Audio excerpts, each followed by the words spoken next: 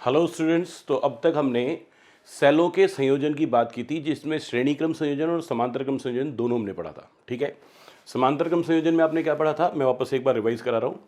तुल्य धारा is equals to E1 R2 plus E2 R1 upon capital R into R1 plus R2 plus R1 R2। इसी से हमारा एक रिजल्ट आया था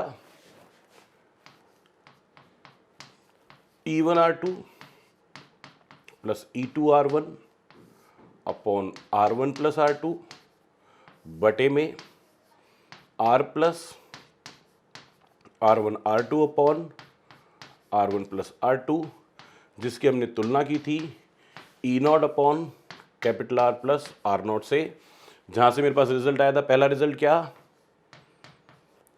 समांतर क्रम संयोजन में दो सेलों के संयोजन का तुल्य विद्युत वाहक बल कितना था, E1 R2 plus E2 R1 upon R1 plus R2, और तुल्य आंतरिक प्रतिरोध कितना था, R1 R2 upon R1 plus R2। एक चीज तो ये पढ़ी थी हमने। यस एक और बात पढ़ी थी, तुल्य धारा के लिए E1 R2 plus E2 R1 upon R into R1 plus R2 plus R1 R2, इसमें ऊपर नीचे R1 इंटू R2 से भाग दिया था, R1 गुणा R2 से। उससे क्या रिजल्ट आया था, आपको याद दिला दूं। इससे आया था E1 upon R1 plus E2 upon R2 बटे capital R into 1 upon R1 plus 1 upon R2 और प्लस 1। ये रिजल्ट आया था। आगे बात करें, देखो सुनो ये n सेल हैं, n एक समान सेल है, तो इनके समांतर क्रम संयोजन में आप क्या लिख सकते थे, E1 upon R1 plus E2 upon R2 plus E3 upon R3 and so on En upon Rn बटे में capital R into 1 upon R1 plus 1 upon R2 plus 1 upon R3 and so on up to 1 upon Rn plus 1। ये n सेलों के समांतर क्रम संयोजन के लिए सूत्र पढ़ा था, जिसमें सभी सेल असमान है, किसी में कोई समानता नहीं है, सबके विद्युत वाहक बल अलग अलग है, सबके आंतरिक प्रतिरोध अलग अलग है।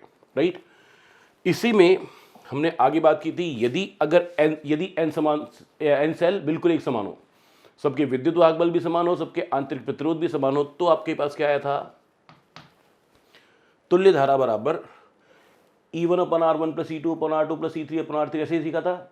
और n सेल हैं एक समान, तो क्या हो जाएगा, n गुणा E upon R upon capital R into 1 upon R plus 1 upon R plus 1 upon R plus 1 upon R n बार, तो कितना हो जाएगा, n अपॉन स्मॉल r और प्लस 1। यस, और इसमें अगर r बटे n से दो ऊपर भी गुणा कर दें, नीचे भी गुणा कर दें, किससे गुणा कर दें, r बटे n से ऊपर भी और r बटे n से नीचे भी, तो आपके पास क्या आएगा, आपके पास तुल्य धारा आ जाएगी, ऊपर आएगा सिर्फ E, नीचे आएगा सिर्फ R plus R by N। ये आपके पास तुल्य धारा का सूत्र आ जाएगा, जिसकी अगर आप तुलना करें E0 upon capital R plus R0 से, तो E0 का मान कितना आएगा, कैपिटल E के बराबर, और R0 का मान कितना आएगा, R बाय N के बराबर। सच भी है। R स्मॉल r प्रतिरोध के small r n small r प्रतिरोध समांतर क्रम संयोजन में है, तो तुल्य प्रतिरोध क्या आएगा, 1 upon R plus 1 upon R plus 1 upon R plus 1 upon R n बार, यानी कि n अपॉन R का उल्टा R बाय n। ये तो तुल्य आंतरिक प्रतिरोध आना चाहिए। और सबके विद्युत वाहक बल E हैं और सब समांतर क्रम में हैं, तो सबका के सिरों पर विभवांतर क्या होना चाहिए, समान होना चाहिए, और सभी के सिरों पर विभवांतर समान होना चाहिए, तो क्या हो जाएगा, सबका विभवांतर तुल्य विद्युत वाहक बल E के बराबर हो जाएगा। यस, ये बात भी क्लियर है। ओके, मुझे यहां पर दो केस के बारे में बात करनी थी। पहले केस बात करूंगा समांतर क्रम संयोजन में, फिर ऐसे ही दो केस के बारे में बात करूंगा श्रेणी क्रम संयोजन में। राइट, सुनो।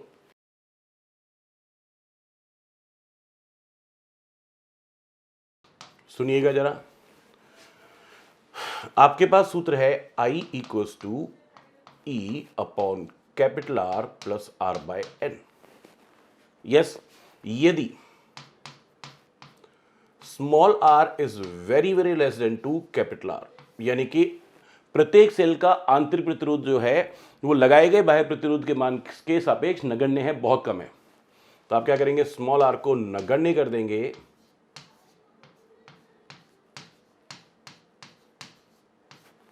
तो उस केस में क्या आएगा, ये वाला पार्ट तो जीरो हो जाएगा।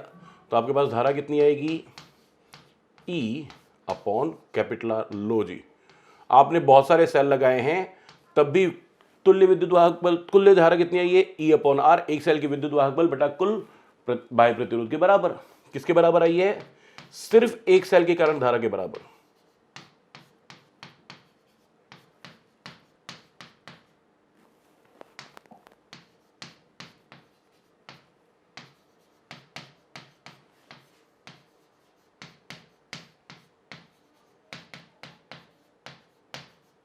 यानी कि इस केस में धारा जो है वो न्यूनतम है, और कितनी है, E अपॉन R है, और कितनी है, एक सेल के कारण धारा के बराबर।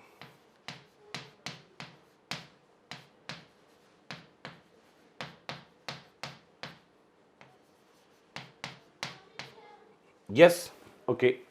इसी का एक और केस बनता है, ये था केस 1।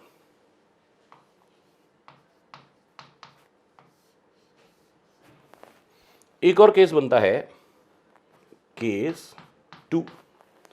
क्या सेकंड केस है, सुनो, यदि capital R is very very less than to small r, यानी कि बाह्य प्रतिरोध क्या हो, नगण्य हो।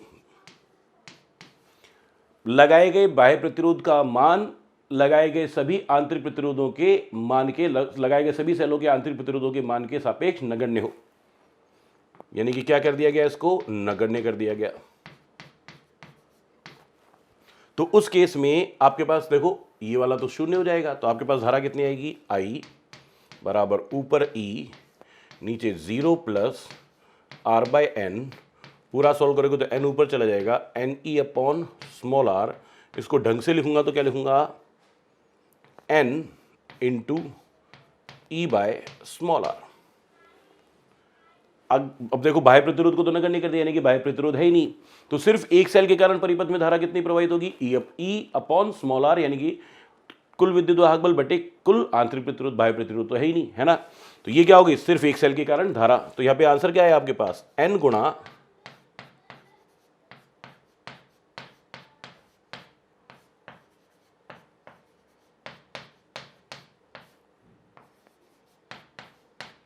तो एक सेल के कारण जितनी धारा परिपथ में होगी उसकी n गुणा धारा प्रवाहित हो रही है, यानी कि इस केस में धारा क्या है, अधिकतम है। इस केस में धारा क्या है, अधिकतम है, और कितनी है, n गुणा E अपॉन स्मॉल r के बराबर। यस, क्या समझ में आया दो केस में, यदि आंतरिक प्रतिरोध नगण्य है, यदि आंतरिक प्रतिरोध नगण्य है तो धारा न्यूनतम होगी, परिपथ बाह्य प्रतिरोध में प्रवाहित होने वाली धारा न्यूनतम होगी। यदि बाह्य प्रतिरोध का मान नगण्य है, शून्य नहीं है, नगण्य है, तो बाह्य प्रतिरोध में प्रवाहित होने वाली धारा अधिकतम होगी, और कितनी होगी, n गुणा E अपॉन R। बोलो, बात क्लियर है, यस, ओके। ऐसा ही एक केस हमें और बात करना था श्रेणी क्रम संयोजन के लिए।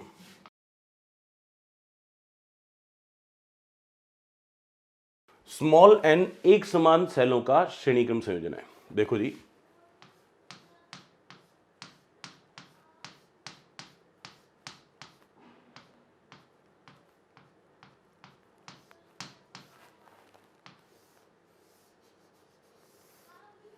बात तो हम कर चुके हैं, प्रत्येक का विद्युत वाहक बल E, मैं पहले पढ़ा चुका हूं ये बात आपको, बस इसके दो केसेस के बारे में बात करनी है।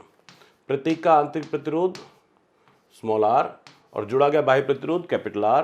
तो धारा का जो सूत्र आप लिखेंगे वो क्या लिखेंगे, E plus E plus E plus E plus E, श्रेणी क्रम में सबका धनात्मक एक ही दिशा में, तो क्या लिखेंगे, NE upon capital R plus तुल्य आंतरिक प्रतिरोध R plus R plus R plus R plus R श्रेणी क्रम में तो क्या हो जाएगा NR। यही सूत्र था ना कुल धारा का।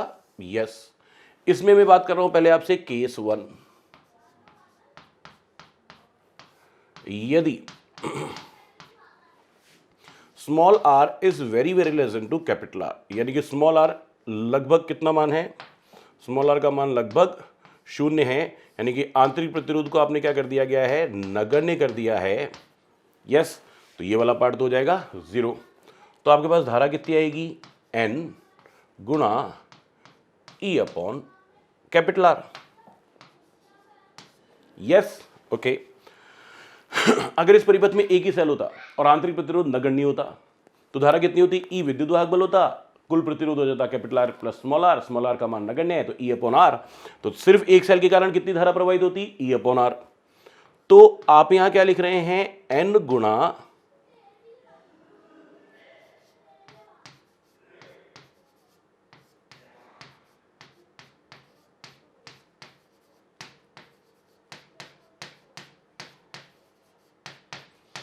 N गुणा प्रत्येक सेल के कारण धारा, यानी कि प्रत्येक सेल के कारण जितनी धारा होगी उसकी N गुना होगी, यानी कि इस स्थिति में धारा का मान क्या होगा, अधिकतम होगा, और कितना होगा, NE अपॉन कैपिटल R के बराबर होगा। इस कंडीशन में धारा क्या होगी, मैक्सिमम। इसी का केस 2 की बात करूं, हाँ जी, केस 2 में क्या होगा, आप लिखेंगे धारा बराबर सुनिए जी, धारा को तो बाद में बात करते हैं। इस केस में क्या लिखेंगे, capital R is very very less than to small r, यानी कि लगाए गए बाह्य प्रतिरोध का मान प्रत्येक सेल के आंतरिक प्रतिरोध के सापेक्ष नगण्य हो। तो आप कैपिटल R को लगभग क्या लिख देंगे, 0, यानी कि बाह्य प्रतिरोध को क्या कर देंगे, नगण्य। अब नगण्य बाह्य प्रतिरोध है तो क्या हो जाएगा, आप लिखेंगे धारा I बराबर, ऊपर तो NE ऐसे के ऐसे लिखेंगे, नीचे कैपिटल R की वैल्यू हो गई 0 प्लस साथ में आएगा स्मॉल nr, तो धारा आपके पास हो गई NE अपॉन NR, जिसमें N से N कैंसिल हो जाएगा, इसलिए धारा की वैल्यू हो जाएगी E अपॉन स्मॉल r, यानी कि जो धारा प्रवाहित हो रही है कितनी, E अपॉन स्मॉल r, वो सिर्फ एक सेल के कारण धारा के जितनी है। सिर्फ एक ही सेल होता, बाह्य प्रतिरोध 0 होता तो धारा कितनी प्रवाहित होती, E upon capital R plus small r, capital R 0 तो कितना हो जाती, E अपॉन स्मॉल r।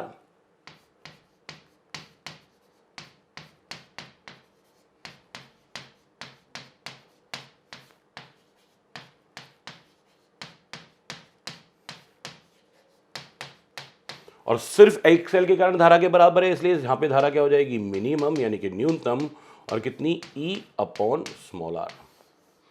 वापस से बताओ, अगर n सेलों का समांतर क्रम संयोजन होता तो धारा कब अधिकतम होती, जब बाह्य प्रतिरोध नगण्य होता, और n सेलों का श्रेणी क्रम संयोजन है तो धारा कब अधिकतम है, जब आंतरिक प्रतिरोध नगण्य है। यस, चलिए अब मैं आगे की बात करूं तो आगे हमें बात करनी है एक समान सेलों का मिश्र संयोजन, n नहीं, इधर मैंने कितने सेल लिए हैं, n सेल्स, मैंने इस डायरेक्शन में कितने सेल लिए हैं, स्मॉल n सेल्स, और ऐसे कितने समांतर क्रम संयोजन लिए, स्मॉल m संयोजन। ठीक है जी, तो n सेल प्रत्येक ब्रांच में, और ऐसी कितनी ब्रांचेस, m ब्रांचेस, तो कुल सेल कितने हो गए,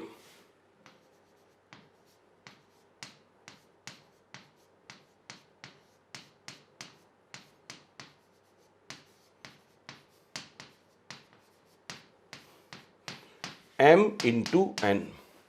प्रत्येक शाखा में धारा सेल कितने, प्रत्येक शाखा में सेल कितने, n, और ऐसी कितनी शाखाएं हैं, m, तो कुल सेलों की संख्या कितनी होगी, m इंटू n। तो मैं यहां पे क्या कह रहा हूं, small m into small n एक समान सेलों का,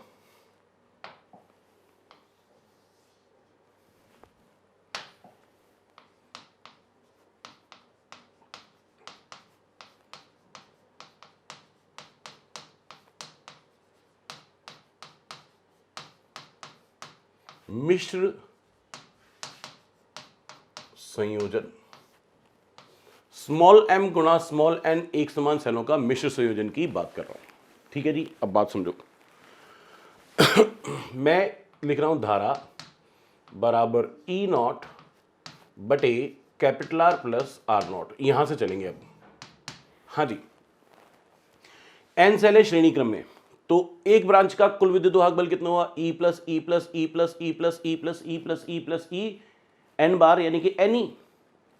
इस वाली ब्रांच, अच्छा मैं लिख देता हूं, इस ब्रांच का कुल विद्युत वाहक बल एन ई, इस ब्रांच का भी कुल विद्युत वाहक बल एन ई, इस ब्रांच का भी कुल विद्युत वाहक बल एन ई, और इस ब्रांच का भी कुल विद्युत वाहक बल एन ई। बोलिए हाँ या ना? Yes, okay. और हर एक ब्रांच का कुल विद्युत वाहक बल एन ई है, तो इसका भी एन ई, इसका भी एन ई, इसका भी एन ई, इसका भी एन ई, तो समांतर क्रम संयोजन में इनका तुल्य विद्युत वाहक बल भी कितना हो जाएगा? एन ई हो जाएगा। तो तुल्य विद्युत वाहक बल को तो लिख रहा हूं एन ई अपॉन, अब सुनो, एक शाखा का आंतरिक प्रतिरोध R plus R plus R plus R, श्रेणी क्रम में R plus R plus R plus R plus R N बार, यानी कि एन आर। किसी एक ब्रांच का आंतरिक प्रतिरोध एन आर, इस ब्रांच का भी आंतरिक प्रतिरोध एन आर, इस ब्रांच का भी आंतरिक प्रतिरोध एन आर, और इस ब्रांच का भी आंतरिक प्रतिरोध एन आर। और एन आर प्रतिरोध वाली एम ब्रांचेस समांतर क्रम में है, तो क्या लिखोगे? आप लिखोगे 1 upon N R plus 1 upon N R plus 1 upon N R and so on 1 upon N R, कितनी बार? एम बार। कितनी बार? स्मॉल एम बार, स्मॉल एम बार।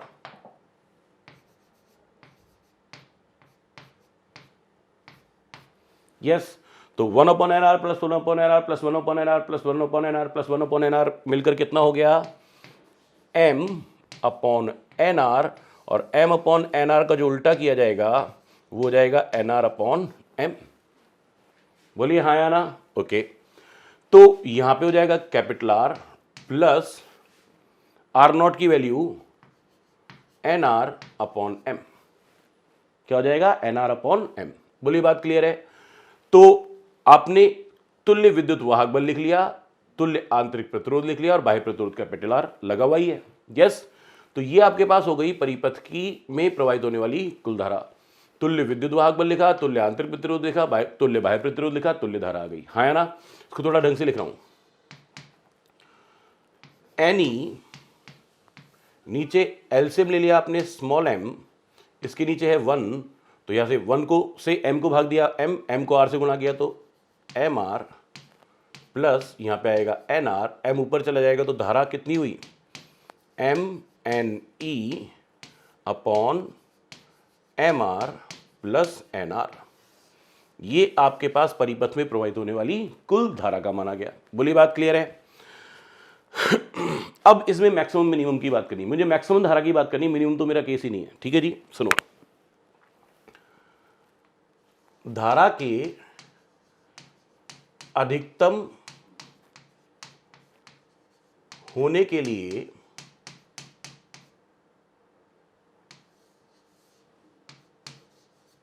धारा के अधिकतम होने के लिए क्या कहेंगे? ये जो स्मॉल एम आर प्लस ये जो स्मॉल एन आर है, इसका मान कैसा होना चाहिए? न्यूनतम होना चाहिए। तो मुझे इसका मान न्यूनतम करना है, इसको मैं मान लेता हूं कितना? स्मॉल एक्स, यानी कि एक्स को मिनिमम न्यूनतम करना है। मैंने लिखा, देखो, स्मॉल एक्स बराबर, ढंग से समझना, अंडर रूट एम आर का whole square plus under root N R का small square minus 2 into M R into N R plus 2 into under root M R into under root N R. जो घटाया वही जोड़ दिया तो कोई फर्क नहीं पड़ा, ये अंडर रूट लगा के स्क्वायर लगा दिया तो भी कोई फर्क नहीं पड़ा। बोलो यहां तक की बात क्लियर है? अब आगे सुनो, एक्स अगर ढंग से देखोगे तो आपको दिखेगा ये A square plus B square minus 2ab, A square plus B square minus 2ab आ गया, यानी कि क्या आ गया? देखना, यानी कि आ गया under root M R minus under root N R का होल स्क्वायर प्लस 2, ये सब अंडर रूट में गुणा में है, तो इसको लिख देता हूं अंडर रूट में M N R R. Yes, ये मैंने वही लिखा है जो पहले x था, ये वाला मान, ये वाला जो मान था M R plus N R, उसी का मान ये आया। यस, अच्छा जी, ऐसा करने से क्या फायदा हुआ, मुझे x को क्या करना है, मिनिमम करना है, और x के मिनिमम करने के लिए ये अंडर रूट में एम आर माइनस में अंडर रूट का एन आर, कुछ गलती करी है, यहां पे आना चाहिए था स्मॉल आर, अंडर रूट का स्मॉल आर,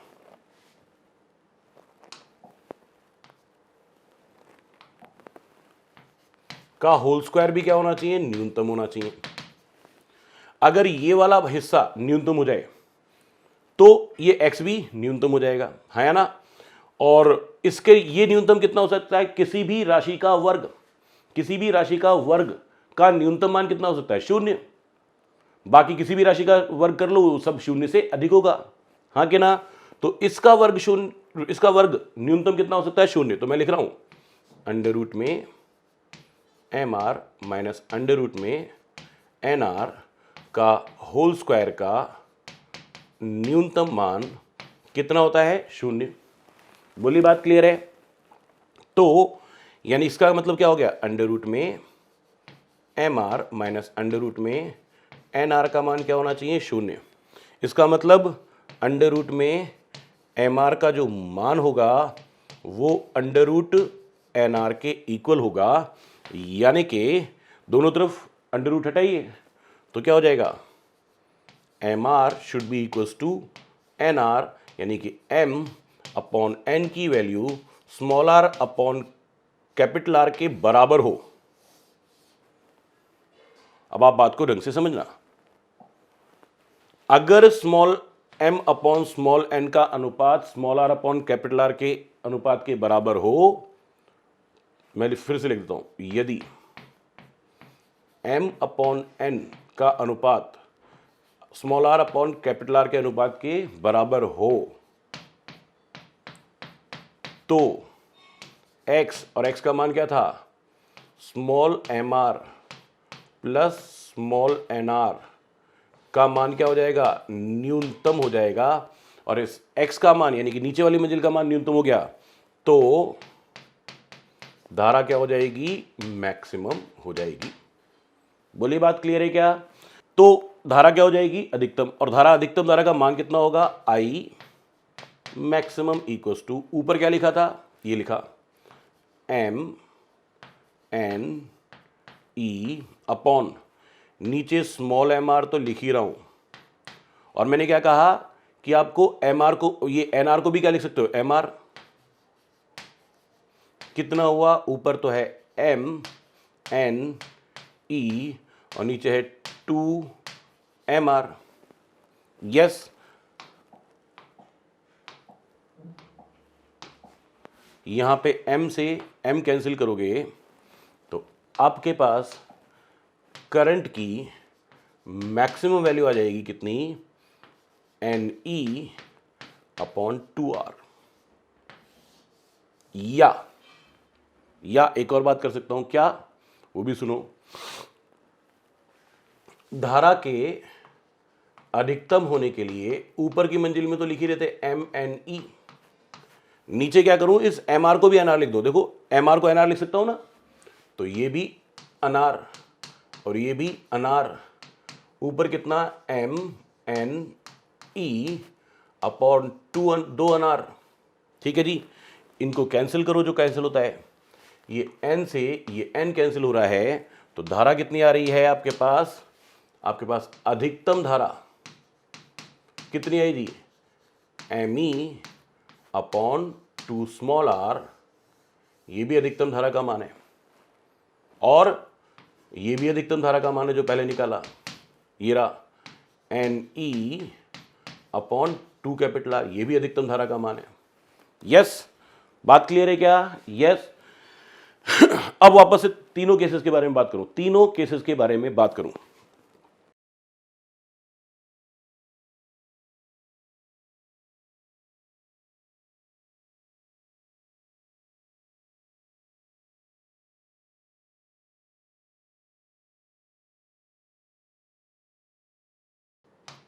वैसे तो पूरी बात मैं पढ़ा चुका हूं, सिर्फ शॉर्टकट में पूरी बात करते हैं। समांतर क्रम संयोजन में धारा का मान था, अब n एक समान समांतर सेलों का संयोजन जो था, धारा का सूत्र क्या था?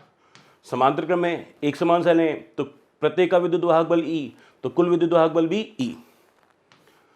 बाह्य प्रतिरोध R और समांतर क्रम संयोजन में तुल्य आंतरिक प्रतिरोध R समांतर क्रम में, तो ये कितना हो जाएगा? R/N। N एक समान सेलों का श्रेणी क्रम संयोजन, तो धारा का सूत्र क्या था? वापस याद करो, E सारे श्रेणी क्रम में, तो कुल विद्युत वाहक बल Ne अपॉन बाह्य प्रतिरोध ऐसे कैसे, और कुल आंतरिक प्रतिरोध R+R+R+R यानी कि NR। और इस केस में अभी अभी धारा के बारे में आपने बात की थी, MNE upon small mr plus small nr, ये धाराओं के सूत्र थे। इस केस में जब capital R is very very less than to small r, capital R को नेग्लेक्ट करके देखो तो ये जीरो हो जाएगा, यहां बचेगा R/N, ऊपर जाएगा तो क्या हो जाएगा? N, यानी कि धारा अधिकतम हो जाएगी, कितनी हो जाएगी? Ne upon small r। कब होगी? जब बाह्य प्रतिरोध नगण्य होगा, तब समांतर क्रम संयोजन में धारा अधिकतम होगी। यस।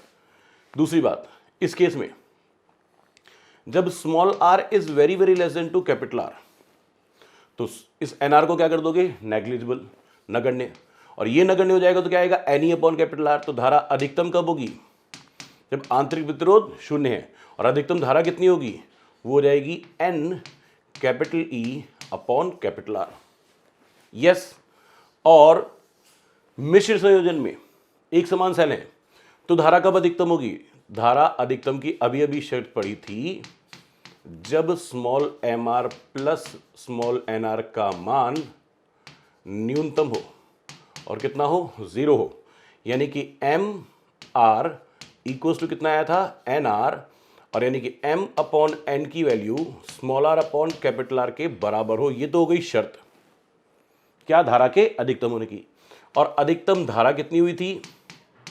दो मान आए थे आपके पास, Ne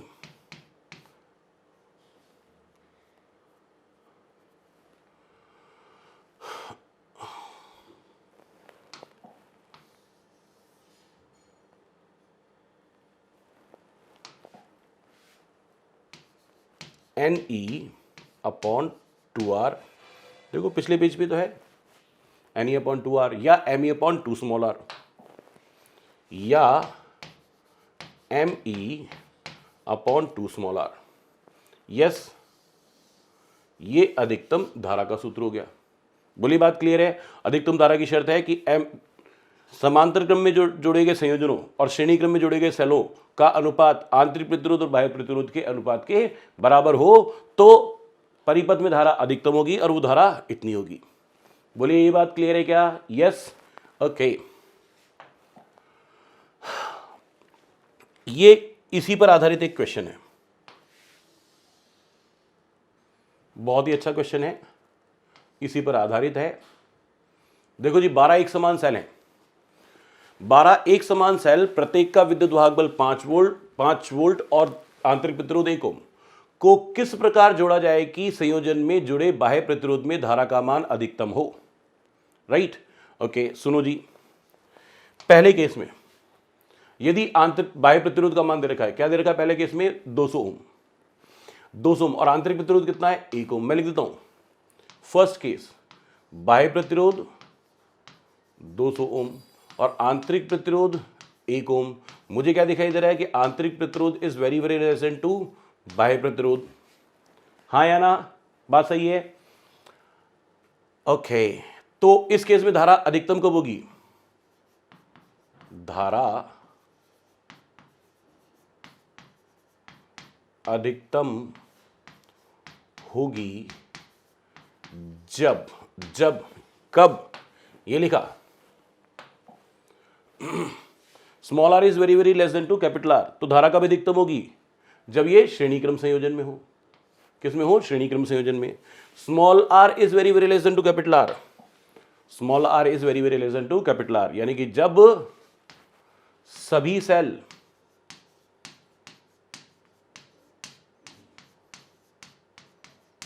श्रेणी क्रम संयोजन में हो। और कितनी हो जाएगी अधिकतम धारा?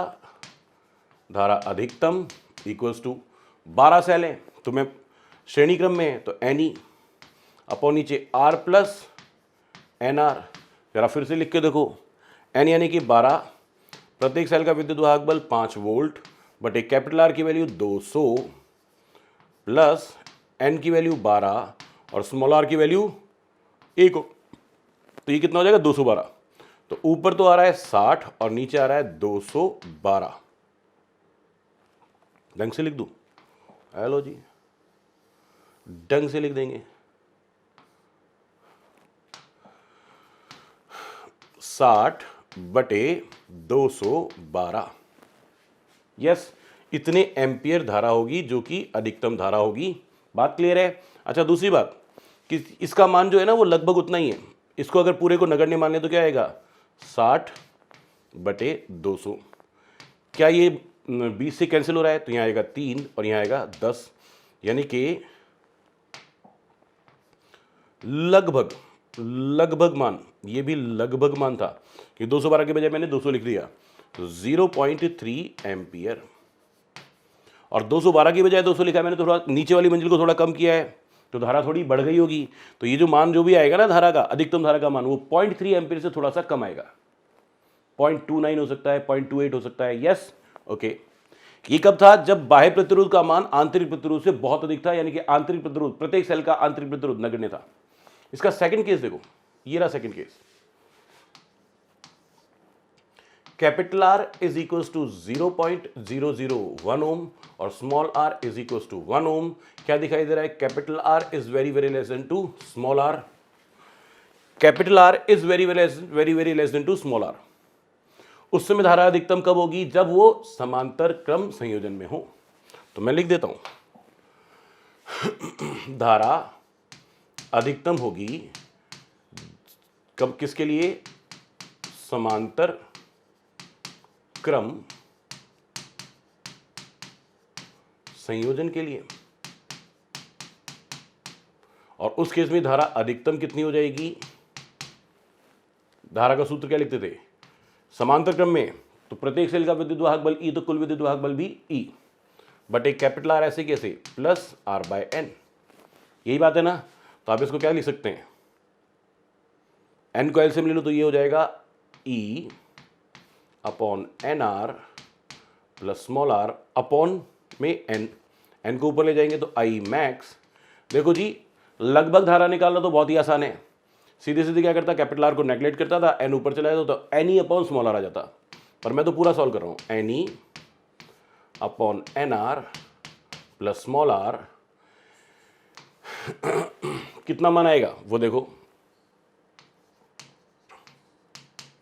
एन की वैल्यू 12, ई की value 5 volt upon N R 12 गुणा 0.001 प्लस 1, तो आई मैक्स इक्वल्स टू ऊपर कितना? 60, 12 पंजे 60, नीचे कितना? ये तो 1.012। 12 को 0.001 से मल्टीप्लाई करेंगे तो आएगा 0.012। ये आ गया, जिसका मान लगभग 60 एम्पियर के बराबर होगा। यस। तीसरा क्वेश्चन जिसमें कैपिटल आर की वैल्यू दे रखी है 3 ओम। ये देखो, तीसरे में कैपिटल आर की वैल्यू 3 ओम और स्मॉल आर कितना दे रखा है? 1 ओम। राइट, ओके भाई साहब, ना तो R is very very less than to small R लागू हो रहा है, ना ही small R is very very less than to capital R लागू हो रहा है। कोई भी एक दूसरे के सापेक्ष नगण्य नहीं है। इसका मतलब अब तो ये मिश्र संयोजन में जाएंगे। और मिश्र संयोजन में मैंने क्या पढ़ाया था? m upon small n equals to small r upon capital R। Small r की वैल्यू 1, कैपिटल R की वैल्यू 3।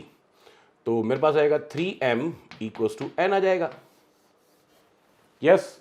और ये कुल सेल कितने हैं? 12। ये स्मॉल m कौन है? सॉरी स्मॉल एन कौन है, श्रेणी क्रम संयोजन में सेलों की संख्या। कैप स्मॉल एम कौन है, ऐसे समांतर क्रम संयोजन। तो मैं क्या लिख सकता हूं, m गुणा n, कुल सेल कितने थे आपके पास 12, और n का मान कितना लिखना है 3, तो आप लिखेंगे small m into 3m equals to 12।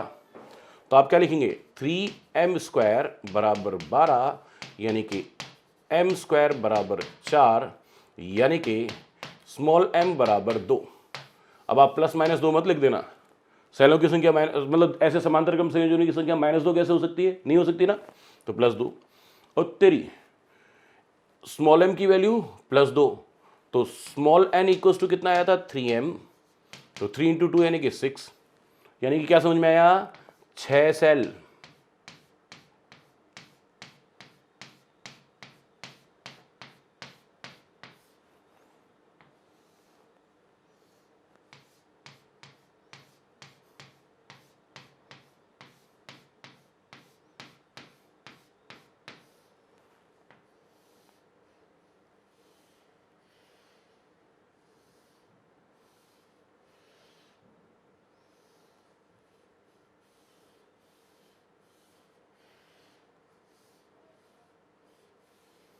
हाँ जी सुनिए, 6 सेल श्रेणी क्रम में और ऐसे 2 समांतर क्रम संयोजन, और इनको जोड़ा जाए किसी बाह्य प्रतिरोध से। बाह्य प्रतिरोध कितना बताया गया है 3 ओम, तो धारा अधिकतम होगी। ये आ गया आपके पास, कहानी आ गई कि नहीं आ गई। ओके, इसको थोड़ा सा और बात करें।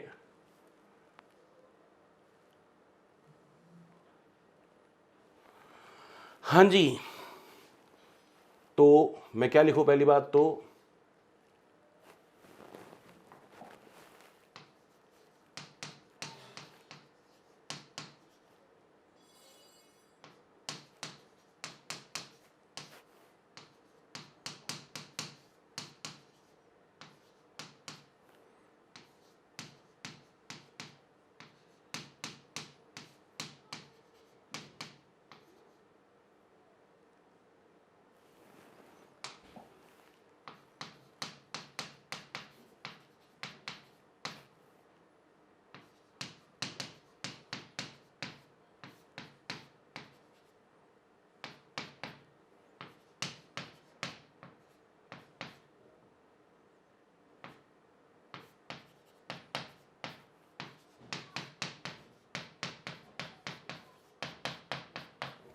धारा अधिकतम होगी जब 6 सेलों के श्रेणीक्रम संयोजनों को 2 संयोजनों को समांतर क्रम में जोड़ा जाए।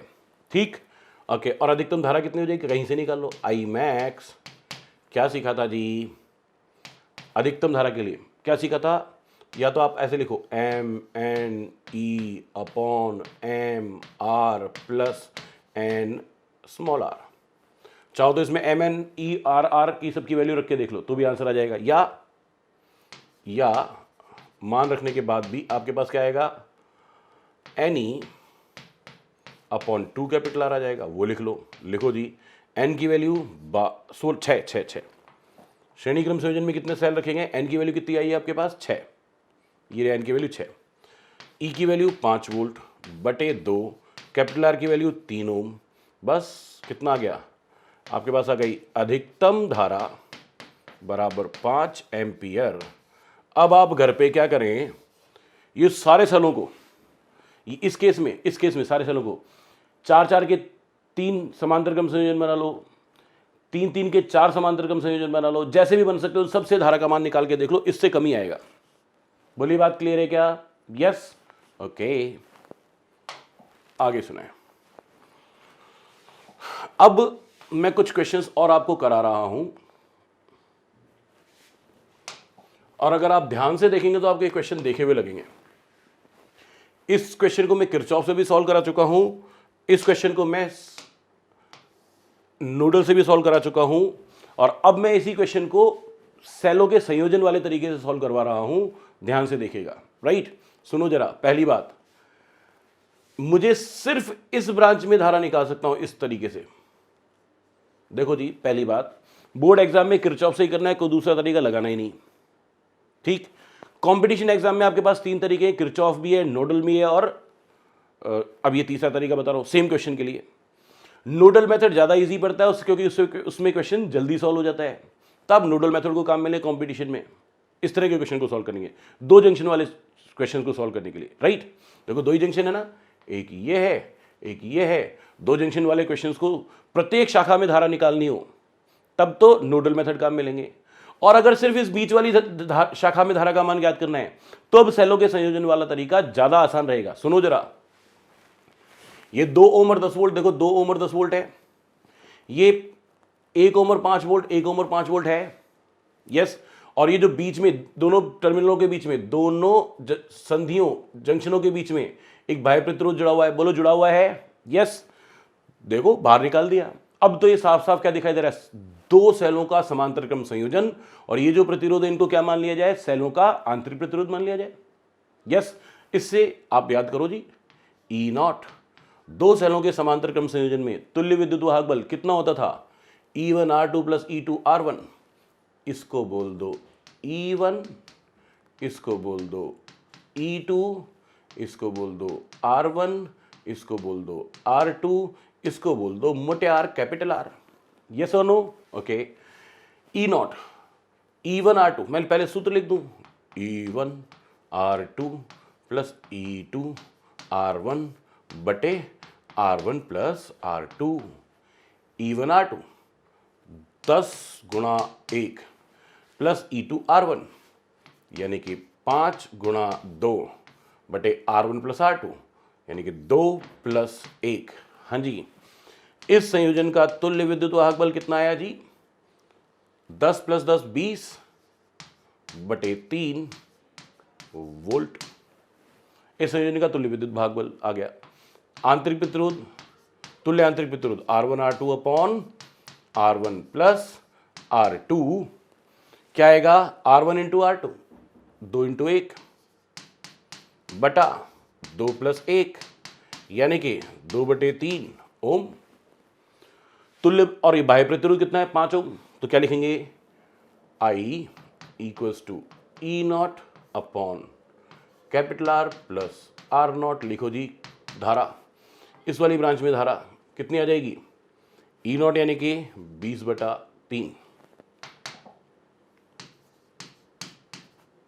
Capital R 5 ohm plus R not 2 बटे 3।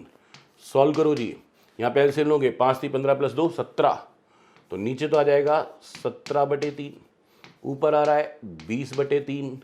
काटा पीटा किया तो धारा बराबर कितनी आ गई, 20 बटे 17 एम्पियर। आप अपनी कॉपी में चेक कर लेना जी, इसमें आंसर यही आ रहा होगा।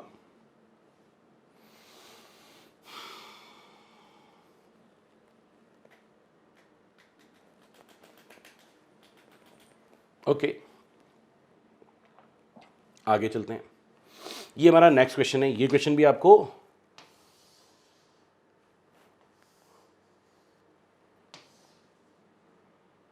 किरचॉफ से भी सॉल्व कराया है और नूडल से भी सॉल्व कराया है। सेम क्वेश्चन, बिल्कुल सेम, सारा डेटा सेम है, जिससे कि आप चेक कर सके कि आपके आंसर सही आ रहे हैं कि नहीं आ रहे।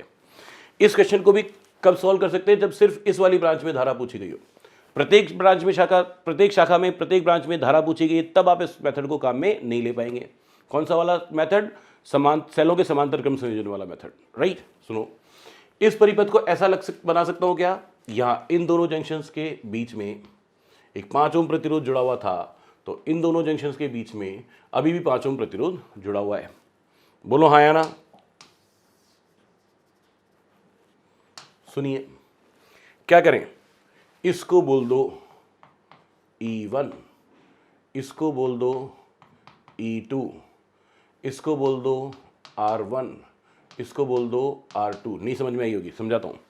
ये 4 वोल्ट ऐसे कैसे, इस पूरी ब्रांच में कुल प्रतिरोध कितना था वो देखना, 2 प्लस 2 प्लस 1 कितना, 5 ओम। तो वो इस ब्रांच में लगा दिया 5 ओम और उसको सेल का आंतरिक प्रतिरोध मान लिया। इस तरह से नीचे वाली ब्रांच में ये 6 वोल्ट लगा हुआ है और इस वाली ब्रांच में कुल प्रतिरोध कितना था, 2 प्लस 1 प्लस 1 यानी कि 4 ओम, वो यहां पे लगा दिया।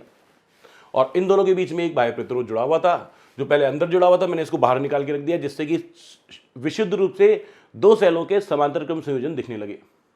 बोलिए हाँ या ना।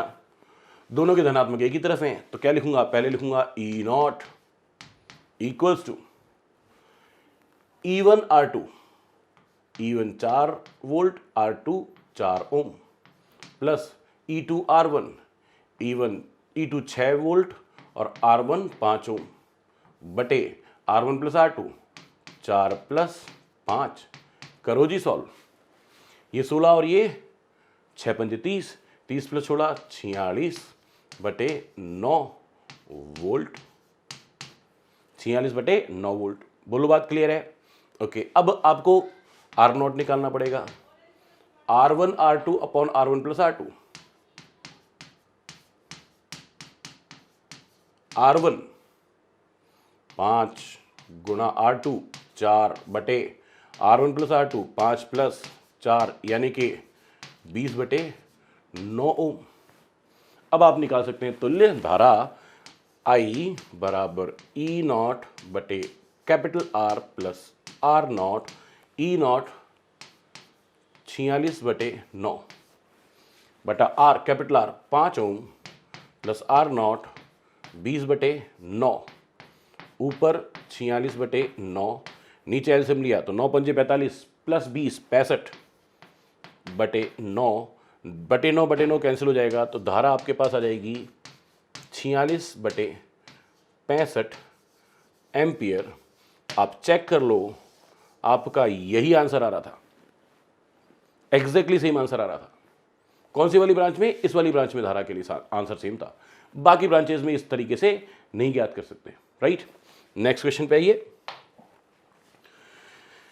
याद करो, ये क्वेश्चन हमने किया है क्या किरचॉफ से और नोडल से? हाँ जी बोलो, किया है?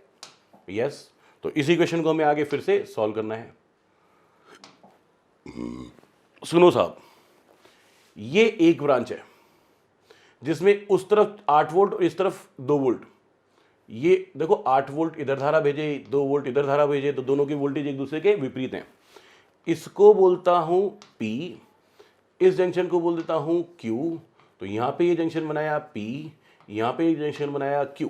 और अब ढंग से देखेंगे, 8 वोल्ट Q की तरफ और 2 वोल्ट P की तरफ, तो दोनों में से जीतेगा कौन? 8 वोल्ट वाला। तो कुल कितना हो जाएगा? 6 वोल्ट विद्युत वाहक बल Q की तरफ।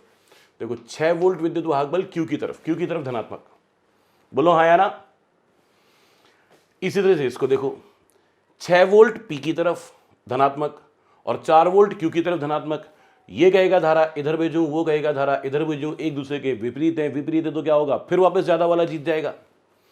तो क्या आएगा? कुल तुल्य विद्युत वाहक बल आएगा 6 - 4 यानी कि 2 वोल्ट। और 2 वोल्ट का धनात्मक इधर आएगा P की तरफ। देखो 2 वोल्ट का धनात्मक कहां है? P की तरफ। यस। फिर तुल्य प्रतिरोध की बात करो, इस पूरी ब्रांच में तुल्य प्रतिरोध, ये 4 ओम, ये 1 ओम यानी कि 5 ओम। देखो यहां पे लिखा हुआ है 5 ओम। इस वाली ब्रांच में कुल तुल्य प्रतिरोध, ये 3 ओम, ये 2 ओम, दोनों मिलाकर कितना हुआ? 5 ओम। देखो ये बना हुआ है 5 ओम, है ना। और P और Q के बीच में एक प्रतिरोध 5 ओम था, जिसको मैंने यहां लगा दिया। बताओ अब ये सेलों के समांतर क्रम संयोजन वाला दिख रहा है कि नहीं दिख रहा? यस। ओके, पहले निकाला जाए E नॉट। अच्छा, धारा किस तरफ आएगी? ये ज्यादा विद्युत वाहक बल का धनात्मक इधर है और कम विद्युत वाहक बल वाला का धनात्मक इधर है, तो ज्यादा वाला जीतेगा, यानी कि धारा तो परिपथ में इस दिशा में प्रवाहित होगी। तो ये कौन है? E1, ये कौन है? E2, ये कौन है? R1, ये कौन है? R2। तो क्या लिखेंगे? E1 R2 minus E2 R1 upon R1 plus R2। दो सेल हैं, समांतर क्रम संयोजन में हैं, जिनके धनात्मक एक दिशा में नहीं है, एक दूसरे के विपरीत जुड़े हुए हैं, इसलिए यहाँ पे माइनस की जगह प्लस की जगह माइनस आ जाएगा। और आंतरिक प्रतिरोध तो वैसे ही जुड़ेंगे, इसलिए आंतरिक प्रतिरोध में कोई फर्क नहीं आएगा, R1 प्लस R2 लिखेंगे। यस, सॉल्व करो जी। E1 R2 6 गुणा 5 minus E2 R1, E2 2, R1 5, 2 गुणा 5 बटे R1 प्लस R2 5 प्लस 5। हाँ जी, कितना आया? E नॉट 6 पंजे 30 माइनस 2 पंजे 10, 30 माइनस 10 20 बटे 5 प्लस 5 10 यानी कितना आ जाएगा 2 वोल्ट विद्युत वाहक बल, तुल्य विद्युत वाहक बल 2 वोल्ट। आंतरिक प्रतिरोध वैसे तो मेरे को दिख ही रहा है 5 ओम और 5 ओम के दो प्रतिरोध समांतर क्रम में है, तो कितना हो जाएगा 5/2 यानी कि 2.5। फिर भी नहीं साहब, R1 प्लस R2, R1 गुणा R2 upon R1 plus R2, ऊपर 25 नीचे 10, 5 से काटा 5/2 ओम। और कैपिटल आर तो आपके पास पहले से कितना 5 ओम। देखो धारा क्या लिखेंगे, धारा बराबर E not upon capital R plus R not, यानी कि तुल्य धारा बराबर ई नॉट खाई नॉट, ये 2 volt, capital R 5 ohm, small R not 5/2, तुल्य धारा हाँ जी 5 दूनी 10 प्लस 5 यानी कि 15/2 नीचे हो जाएगा, 2 ऊपर है, तो तुल्य धारा 4/15 एम्पियर। यस, इस दिशा में 4/15 एम्पियर धारा प्रवाहित होगी। आप चाहें तो अपने किरचॉफ लॉ वाले में या नोडल मेथड वाले में कहीं भी चेक कर लें, सेम आंसर आ रहा है। यस, और भी क्वेश्चन किए थे, आइए जरा, ये लो साहब, ये उसका उल्टा क्वेश्चन है, उसमें 5 ओम यहां जोड़ा था, अब 5 ओम इधर जोड़ रहे हैं। ये लो जी,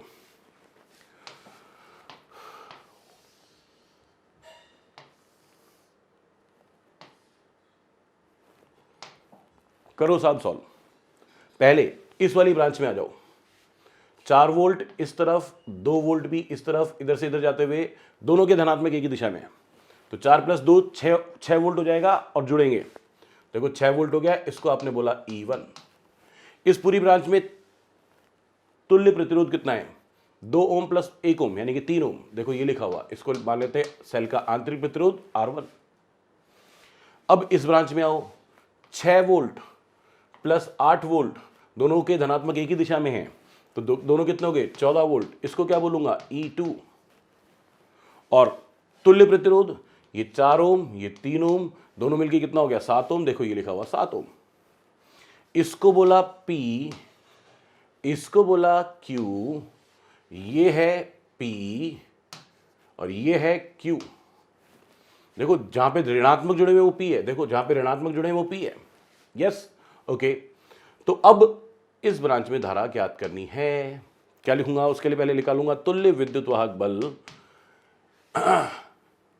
E1 R2 6 गुणा 7, E2 R1 14 गुणा 3 बटे R1 प्लस R2 3 + 7, 7 × 42 और 14 × 42, ये 14 और ये 3, 14 × 42 है ना, 42 गुणा 42 84 बटे 10, 7 × 42 14 × 42 42 42 44 84 84 बटे 10, 2 से और काट सकते हो तो आप लिख सकते हो 42/5 वोल्ट।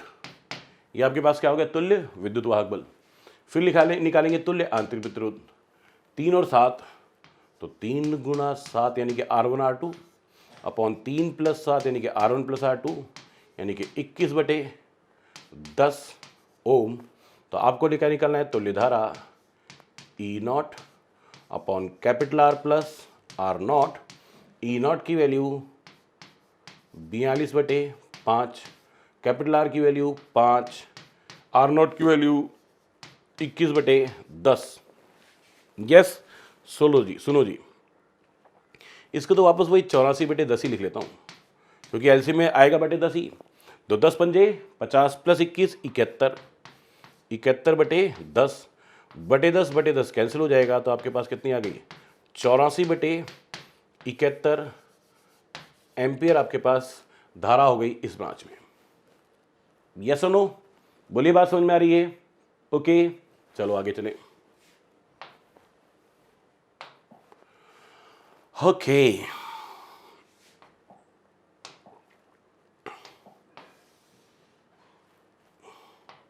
क्या चाहिए जी, इस ब्रांच में धारा चाहिए, बस ये क्वेश्चन, ये भी हमने किरचॉफ में किया हुआ लास्ट क्वेश्चन, किरचॉफ का भी और नोडल का भी लास्ट क्वेश्चन।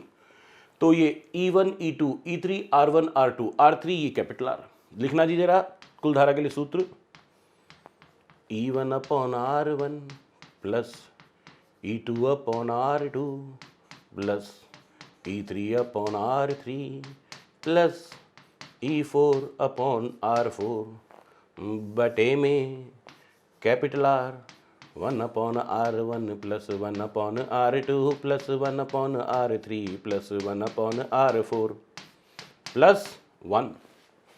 तो क्या लिखेंगे?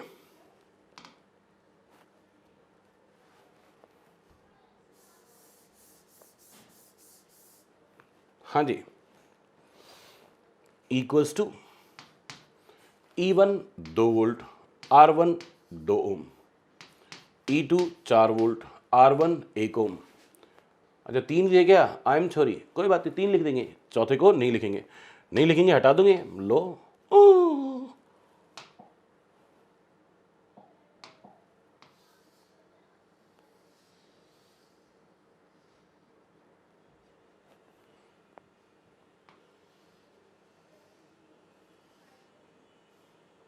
लो जी, हटा दिया।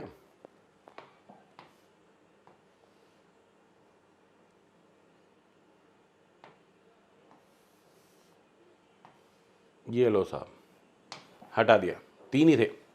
प्लस तीसरा वाला कितना है? 6, और आंतरिक प्रतिरोध कितना है? 3 बटे में capital R 5 1 upon R1 1 upon 2 1 upon R2 1 upon 1 1 upon R3 1 upon 3 and plus 1।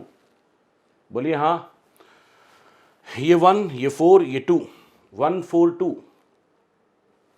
1 4 2 7, तो इधर तो आ गया 7, नीचे एलसीएम लेना पड़ेगा 6, 5 तो ऐसे कैसे, एलसीएम लिया 6, तो 3 प्लस 6 प्लस 2 और प्लस 1।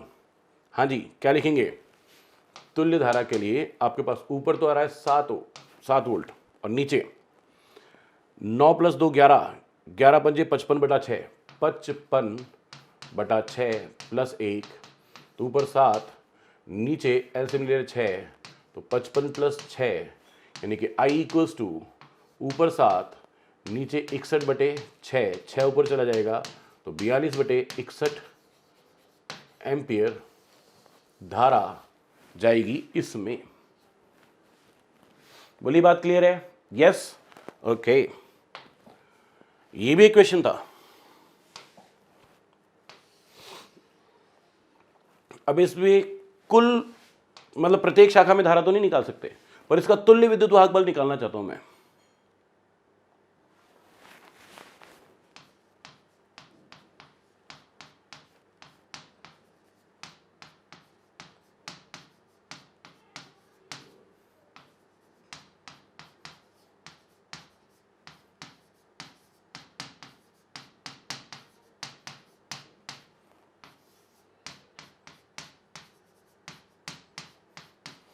सेलों के संयोजन का तुल्य विद्युत वाहक बल ज्ञात करो, ये हमारा क्वेश्चन है जी।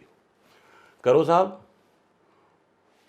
E1 E2 E3 R1 R2 R3 तुल्य विद्युत वाहक बल ज्ञात करना है। तुल्य विद्युत वाहक बल ज्ञात करने के लिए मैं एक बार में दो से बात करूंगा, जे E1 जे E2 जे R1 और जे R2, इनकी दो की बात कर रहा हूं।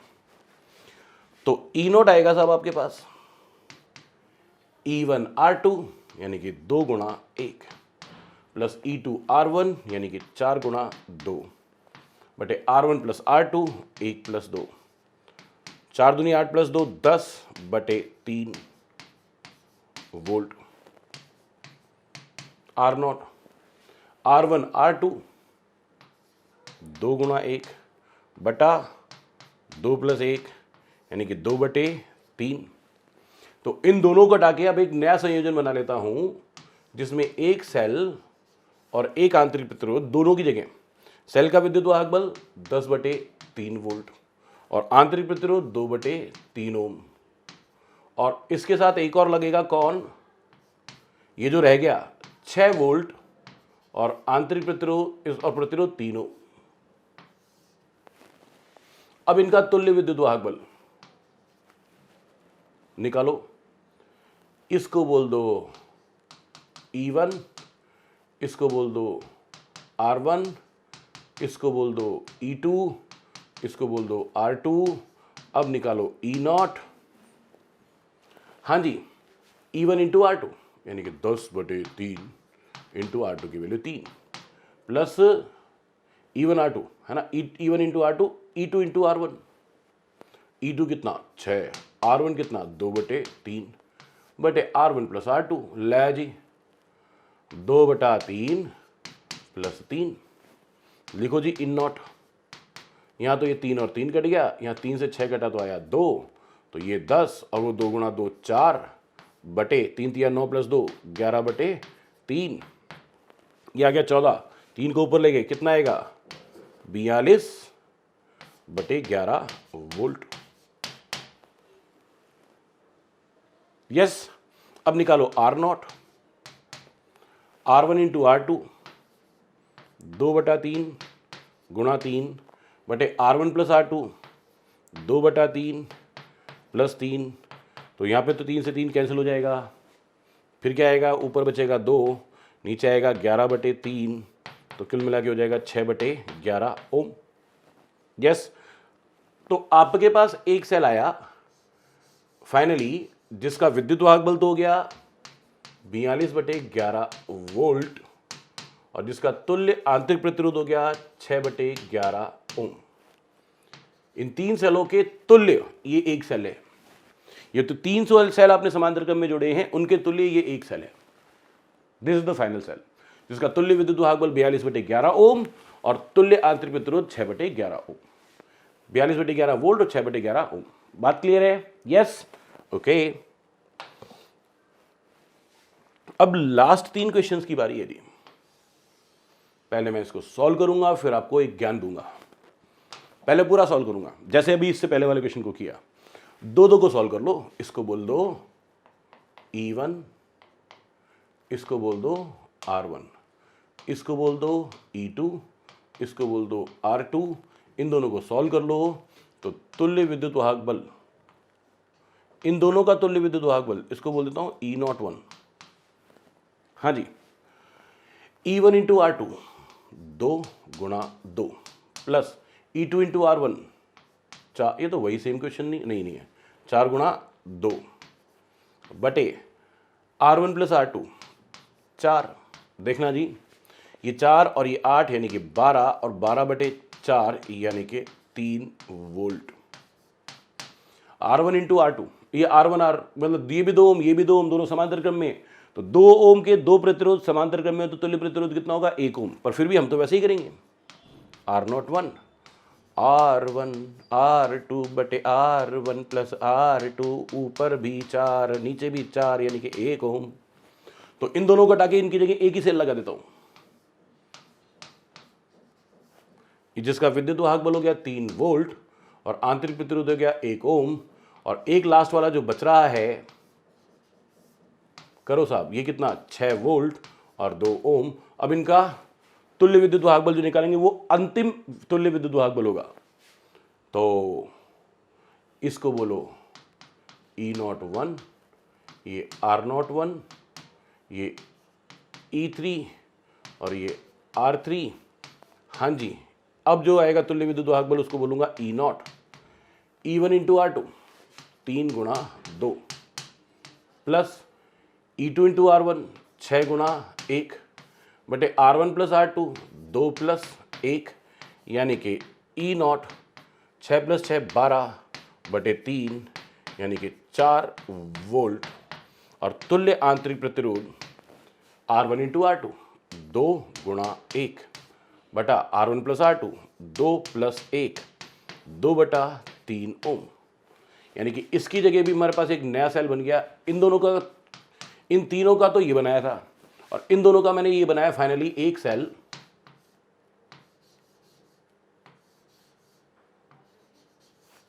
जिसका विद्युत वाहक बल है 4 वोल्ट और जिसका आंतरिक प्रतिरोध है 2/3 ओम। ठीक है जी, और मेरे पास इसका एक शॉर्टकट है। शॉर्टकट क्या है मैं लिख देता हूं,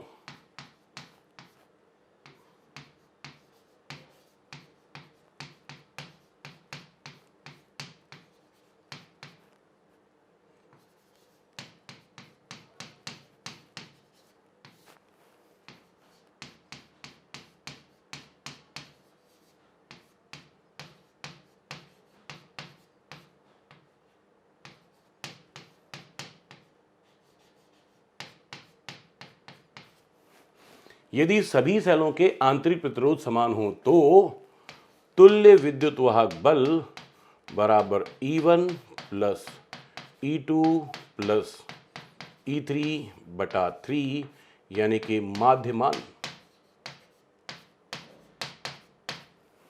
3 सेल, 4 सेल भी होते, सबके आंतरिक प्रतिरोध समान होते तो चारों सेलों के विद्युत वाहक बलों का माध्य निकाले तो वही आंसर होता। चेक करो, E0 equals to 2 plus 4 plus 6 बटा 3, 2 प्लस 4 6, 6 प्लस 6 12, 12 बटे 3, 12 बटे 3 यानी कि 4 वोल्ट, यही आंसर आना था। और तुल्य आंतरिक प्रतिरोध तो आप वैसे निकाल सकते हैं, कैसे निकाल सकते हैं, देखो 2 ओम 2 ओम 2 ओम, तो आप क्या लिखेंगे 1/2 प्लस 1/2 प्लस 1/2 यानी 3/2 का उल्टा 2/3 ओम। हाँ कि ना? यस। तो ऐसा कोई प्रश्न मिले जिसमें बहुत सारे सेल समांतर क्रम संयोजन में दे रखे हैं जिनके विद्युत वाहक बल भी अलग अलग हैं परंतु उनके आंतरिक प्रतिरोध समान हैं, तो तुल्य विद्युत वाहक बल जो प्राप्त होगा वो उन सभी सेलों के विद्युत वाहक बलों का माध्यमान प्राप्त होगा। क्लियर है? चलिए आगे चलें।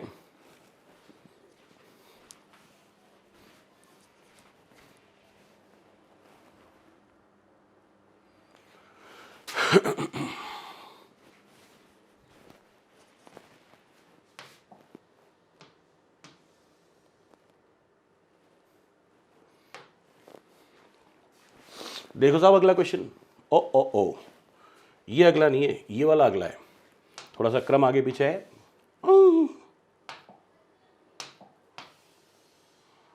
हाँ जी, ये हमारा अगला क्वेश्चन है, इसको जरा देखो। इसमें क्या खास बात है, सबके विद्युत वाहक बल समान है पर आंतरिक प्रतिरोध भिन्न भिन्न है। इन दोनों को से एक निकालता हूं, इन दोनों से एक निकालता हूं, फिर बाद में सोचेंगे। इन दोनों के लिए विद्युत वाहक बल लिख रहा हूं जी, E1 इंटू R2 2 गुणा 2 4, E2 इंटू R1 2 गुणा 1 2, 4 प्लस 2 6, 6/3 यानी कि 2 वोल्ट हो जाएगा। अब निकालो R0, E01 ये R01, R1 इंटू R2 2 गुणा 1 बटे R1 प्लस R2 3, तो हो जाएगा 2/3 ओम। अब इन दोनों को सॉल्व करके लिखना है E02, हाँ जी, E1 इंटू R2 4 दूनी 8, E2 plus E2 into R1 3 दूनी 6, 8 प्लस 6 14 बटे R1 प्लस R2 7 यानी कि 2 वोल्ट। और R02 R1 इंटू R2 4 गुणा 3 upon R1 plus R2 4 plus 3 यानी कि 7, 12/7 ओम। यस। अब मेरे पास ये 4 की बजाय 2 ही सेल रह गए। ये पहला सेल जिसका विद्युत वाहक बल 2 वोल्ट, जिसका आंतरिक प्रतिरोध 2/3 ओम। एक दूसरा सेल जिसका विद्युत वाहक बल वही 2 वोल्ट और आंतरिक प्रतिरोध 12/7 ओम। और इनसे मिलाकर मुझे अंतिम सेल ज्ञात करना है जी, जिसका विद्युत वाहक बल ज्ञात करूंगा। E0 E1 R2 2 गुणा 12/7 प्लस E2 R1 2 गुणा 2/3 बटे R1 प्लस R2 2/3 प्लस 12/7। थोड़ा सा लंबा जा रहा है, कोई बात नहीं। E0 बराबर 24/7 प्लस 4/3 नीचे 2/3 प्लस 12/7। E0 बराबर ऊपर एलसीएम 21, 7 से भाग दिया 3, 3 को 24 से गुणा किया 24 3 72 प्लस 3 से भाग दिया 7, 7 को 4 से गुणा किया 7 चौक 28 बटे नीचे भी एलसीएम लिया 21, 3 से भाग दिया 7, 7 दूनी 14, 7 से भाग दिया 3, 3 को 12 से गुणा किया 36। E0 मैं जहाँ तक समझा 100/21 बटे 50/21, 21 कैंसिल तो 100/50 यानी कि 2 वोल्ट ले। और तुल्य आंतरिक प्रतिरोध भी निकालना चाहो तो वो भी निकाल के देख लो। हाँ जी, R1 R2 R1 का है, R1 का है, 2/3, R2 कितना है 12/7, 2/3 गुणा 12/7 बटे 2/3 प्लस 12/7। यहाँ तो 3 से 12 को काट दिया तो हो गए 4, 4 दूनी 8/7 और नीचे एलसीएम ले लो, आगे जो आंसर आएगा वो यही आएगा, कितना 50/21, 8/7 गुणा 50/21 हो जाएगा, बटे के बजाय गुणा किया, क्या आएगा, इसको इससे कैंसिल किया 3, तो आपके पास R0 जो आ रहा है वो कितना आ रहा है 8 × 24/50 ओम। ठीक, मुझे क्या समझ में आया, मुझे तो ये समझ में आया जब सबके विद्युत वाहक बल समान हो तो तुल्य विद्युत वाहक बल भी उतना ही होगा। हमने पहले भी पढ़ा था, परंतु वहां तो आंतरिक प्रतिरोध भी समान थे, यहां आंतरिक प्रतिरोध भिन्न भिन्न है परंतु विद्युत वाहक बल समान है, तो इस पूरे संयोजन का तुल्य विद्युत वाहक बल भी कितना होगा, प्रत्येक सेल के विद्युत वाहक बल के बराबर होगा। और एक लास्ट बात और कर ले,